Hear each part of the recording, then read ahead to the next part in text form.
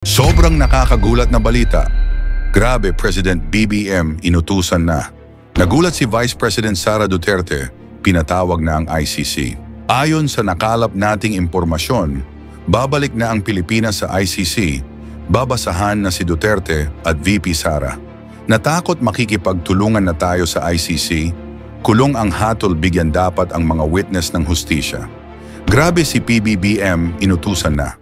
Nagulat si Vice President Sara Duterte, pinatawag na ang ICC. Tara panoorin natin.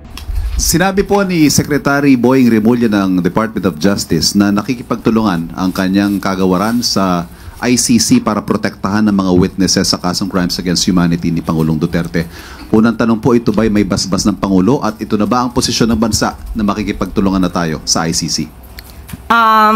Parang sa ating pagkakadinig ay tutulungan ng DOJ ang mga witnesses para makapag-testify, para mabigyan ng hustisya ang dapat na mabigyan ng hustisya. Hindi directly makikipagtulungan sa ICC. But this is upon the request of the ICC. Still, ang tutulungan po natin ay ang kapwa nating Pilipino na nangangailangan ng tulong para mabigyan sila ng hustisya. At yan din naman po ang sinasabi ng Commission on Human Rights at ating kausap. Ito po ang kanilang mensahe. The CHR, as constitutionally mandated, has always made its services readily available to the extent possible to all victims, regardless of circumstances and status, in its pursuit of justice and accountability for alleged violations of human rights, whether local or abroad, with assistance of relevant government agencies if necessary. At ayon din naman po sa DOJ, kahit sino pang witnesses, kung ito po ay witnesses ng mga biktima, mapa-ICC man po ito o sa ibang mga pagkakataon, tutulungan pa rin po nila. Going back to my original question, may basbas ho ito ng Pangulo? Yun po ay, yun din naman po ang gusto ng Pangulo, mabigyan ng hustisya ang dapat na mabigyan ng hustisya. One final point. Isn't this a departure from the previous statements of the President that we will not cooperate with the ICC in any way, shape, or form? Because at least from how it looks, it's definitely cooperation in a way, shape, or form. It can be said that it is indirectly cooperating with the ICC, but the primary intention of the government is to help the victims and the witnesses of the victims to get the justice they need. So hindi pa rin po tayo nakikipagtulungan sa ICC? Yes, directly hindi po. Salamat po. Again, reminder, one follow-up question. Apologies. Thank you. Next question, follow-up question. Okay na yon, pa-birthday lang. Sige po ma'am, birthday po ninyo. Follow-up question, Mase Halili, TV5. Happy birthday, Yusek. Thank you. Yusek, follow-up lang. Pero napapag-usapan po ba o may nabanggit po ba si Presidente about dun sa muling pagsaba ng Pilipinas sa Rome Statute? Kino-consider na po ba yan ngayon? Or at least nasasama ba sa discussion? Wala po. Sa ngayon, wala po talaga. Kapag ka po siguro nakabigyan kami ng pagkakataon ng Pangulo na mabanggit ko to ng mas malaliman, tignan natin kung ano yung kanyang magiging reaction. As of now, it's a foreign policy. Wala pa po talaga. Thank you, Mase. Follow-up question, Eden Santos, Net25. Maligayang kaarawan po, Yusek. Thank sabi you. po ni Attorney Conti, they'd rather be protected by the ICC, referring to the witnesses po rather than the Philippine government. Parang nawawala po yung tiwala nila sa Philippine government dun sa kanyang statement. Siguro po sa kanyang, mahirap po magsalita kung anong po ang kanya nasa damdamin at nasa kanyang isipan.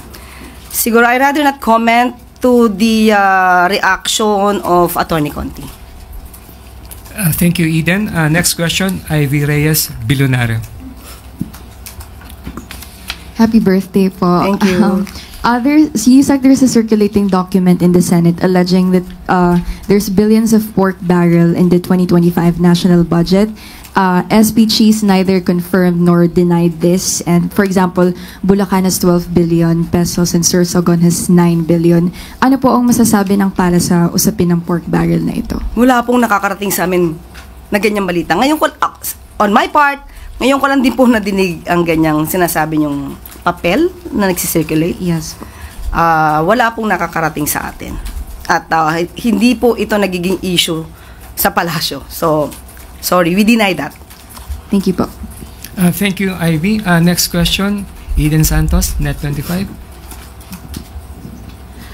Yusek, tanong ko lang po, bakit po kaya hindi natuloy si Pangulong Ferdinand Marcos Jr. doon sa pagsalubong sa mga OFW from Israel nung Tuesday po? Di ba meron siyang schedule morning pero na-cancel dahil na-delayed yung flight. Dumating po ng gabi yung yung first batch ng OFWs from Israel. Pero hindi na po nagpunta ang Pangulo. Meron po bang mas mahalagang appointment or activity ang Pangulo that time kaya hindi po siya nakasalubong? Anong oras po ba dumating? Gabi na po. So, most probably, hindi po kasi yan yung naka-schedule sa Pangulo. At kapag ka po kasi ganito, nadidelay po yung flight, hindi po natin kabisado kung ano ang oras ng dating. So, hindi naman po intensyon, kasi 11 o'clock mukhang baka po ang Pangulo na yan ay nagpapahinga at naabisuhan na lang po siya. Siguro marahil ay the following day na po. So, hindi po Mga natin alam. 7-something Hindi po kasi natin alam ang tunay na sitwasyon, kaya mahirap po tayong magbigay ng anumang judgment na kung may mahalaga bang ginagawa ang Pangulo para hindi masalubong ang ating mga kababayan na nagmula sa Israel. Thank you. Maraming salamat, Eden. Next question. Yusek, happy birthday po. Thank you. The other day po, sinagot ni Vice President Sara yung pagkakatag sa kanya as pro-China, stating that she is not for any country at all. Sabi niya, we need to maintain and level up our relations with all countries, hindi lang sa China. Reaction po dito ng Palasyo.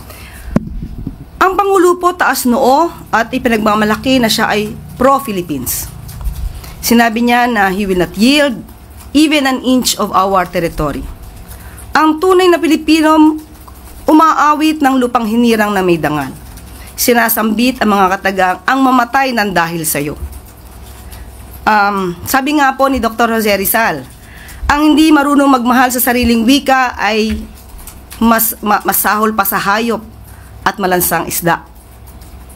Paano pa kaya ang isang Pilipino at isang leader na umaming hindi mahal ang kanyang sariling bansa? Ano kaya ang kanilang amoy?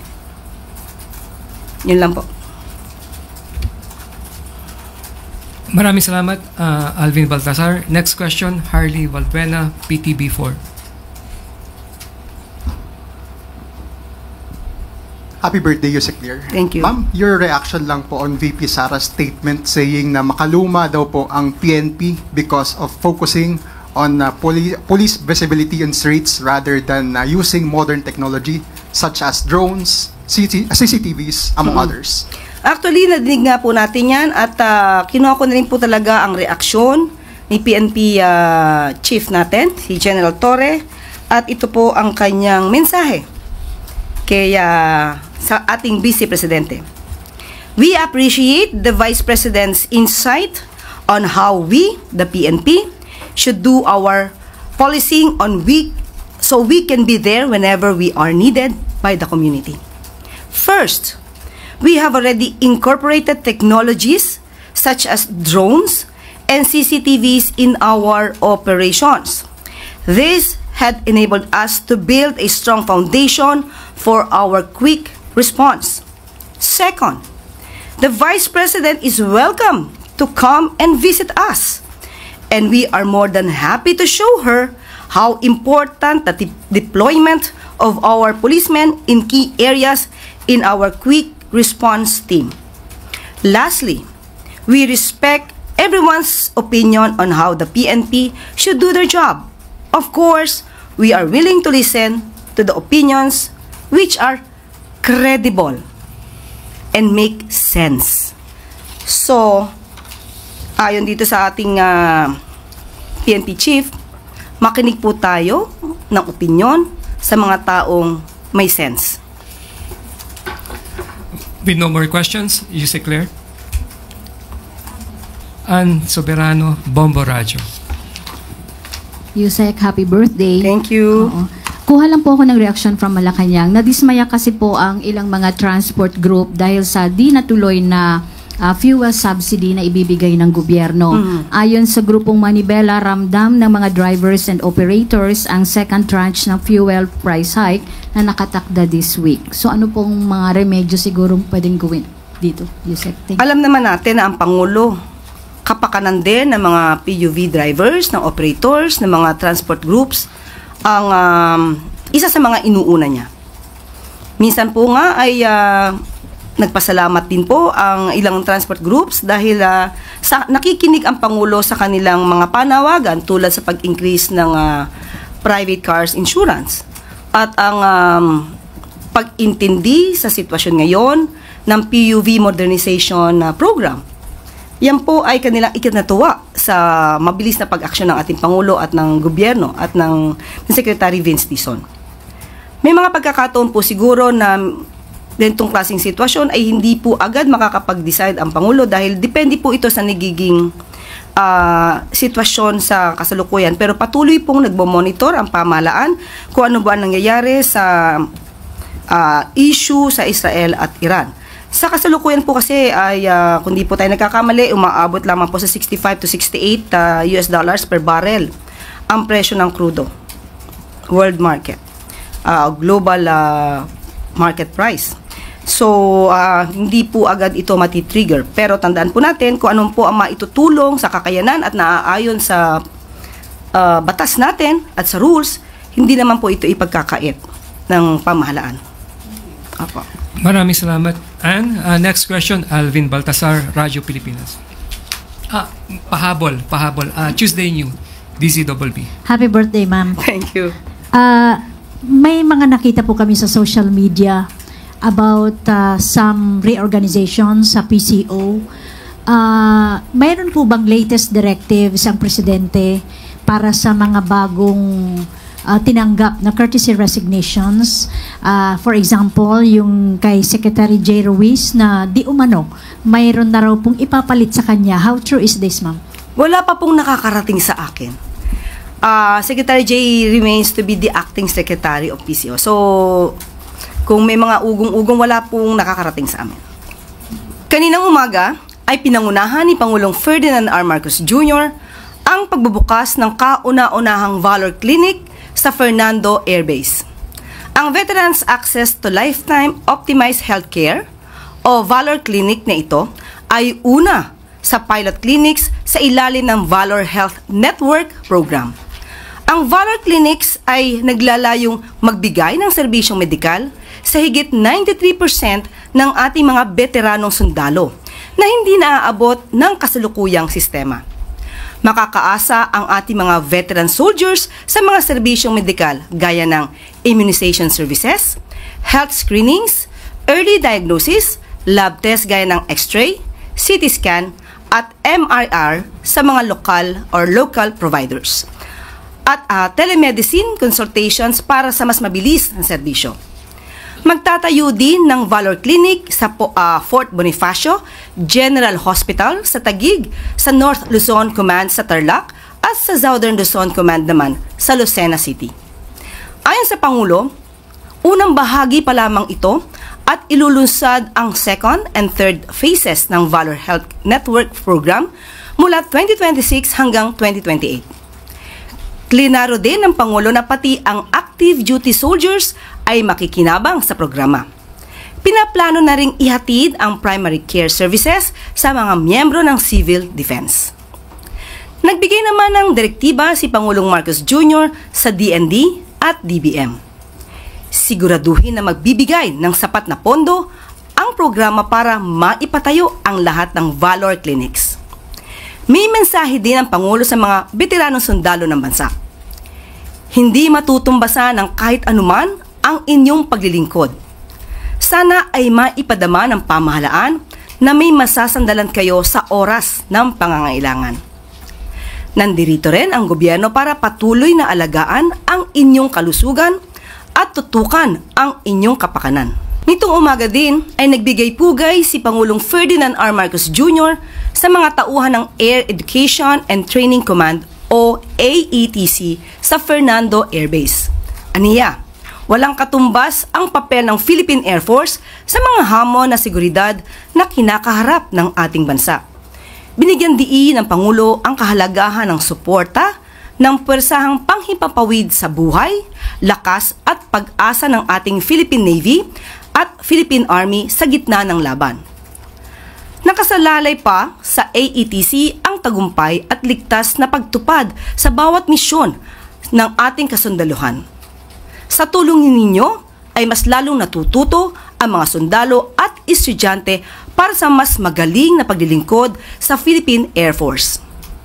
Ayon sa tala ay may 15,000 na estudyante ang nabigyan ng training sa pamumuno ng AETC mula 2019 hanggang 2024. Naging instrumento ito sa paghubog ng mga sundalong may disiplina, integridad at pagmamahal sa bayan.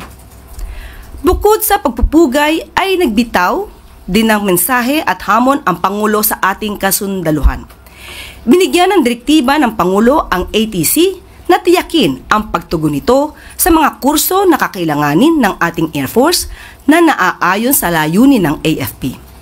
Nais din ng Pangulo na panatilihing mataas ang kalidad ng programa at siguruhin na natatapos ng bawat estudyante ang kanilang pagsasanay. Ang Philippine Air Force naman, palawigin pa ang pakikipag-ugnayan sa AETC upang masiguro ang mga kagamitan at iba pang pangangailangan ay matugunan. Bilang dagdag, sinabi ng Pangulo na buo ang suporta ng gobyerno dito at patuloy ang modernisasyon ng ating Air Force. Palalakasin din ang kakayahan nito upang siguruhin na first class ang mga piloto at crew nito.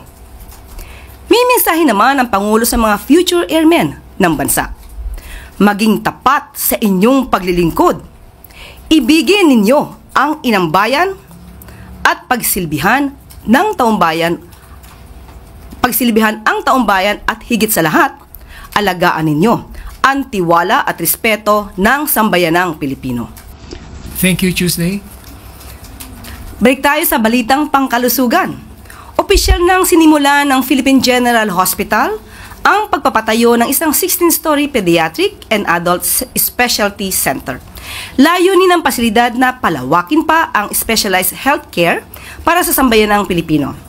Ayon sa PGH, magkakaroon ng 450 beds, makabagong pediatric emergency at operating rooms, intensive care units at outpatient clinics ang pasilidad. Tinatayang aabot sa 675.5 million pesos ang halaga ng nasabing gusali at matatapos ito sa taong 2027. Ang specialty center na ito ay simbolo ng pagpapahalaga ng pamahalaan sa pagpapahatid ng quality public healthcare sa sambayanan. At bago tayo magtapos, Alyansa ng Pilipinas at Amerika, pagtitibayan ng gagawing flagship rail project. Matagumpay ang naging pakikipagtulungan ng Pilipinas sa Amerika para i-develop ang Subic-Clark-Manila-Batangas o SCMB Railway na magturugtong sa 3 major ports ng bansa, kabilang ang Subic Bay. Kasado na ang funding mula sa US Trade and Development Agency para sa 155-kilometer railway project. Layo ng proyekto na palakasin pa ang trade at economic development sa buong Pilipinas. Pinirmahan ni Transportation Secretary Vince Dizon at USDTA, Acting Director Thomas Hardy, and beneficiary agreement upang gawing opisyal ang proyekto sa pagitan ng dalawang bansa. Kabilang ang legal, institutional at technical planning sa paghahanda para sa sinasabing major railway project. Nakikita magiging solusyon ang SCMB Railway sa pag-decentralize ng port activity at pagbawas sa port congestion. Di umano ay posible rin itong gamitin sa passenger transport sa hinaharap. At dito na po nagtatapos ang ating press briefing. Magandang umaga para sa bagong Pilipinas. Ngayon ikaw bilang Pilipino, ano ang masasabi mo at reaksyon sa balitang ito? Mag-iwan ka ng komento sa ibaba at atin pong babasahin isa-isa.